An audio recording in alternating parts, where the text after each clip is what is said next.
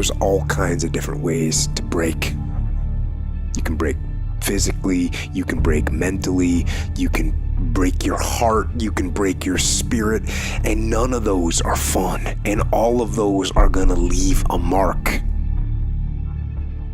But the mark that they leave can be the mark of victory, or it can be the mark of defeat.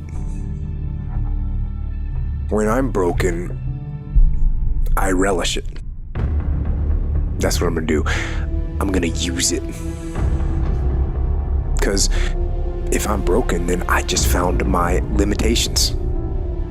And until I know what my limitations are, how can I push them? How can I get better? Once I feel it, once I see where I was broken, then I can attack that weakness. I can fill in that gap. I can reinforce that breach. If you break, it means it's time to fortify your will to make it stronger. Because every time you break, and in every way that you break, while it's a chance for you to give up and for you to fall apart, but there's also opportunity.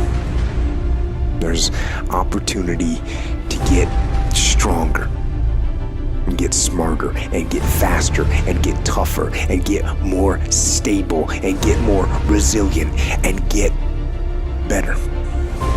When you break, you have the opportunity to show the world, the whole world, what you are really made of. The fight isn't over. The fight is just beginning.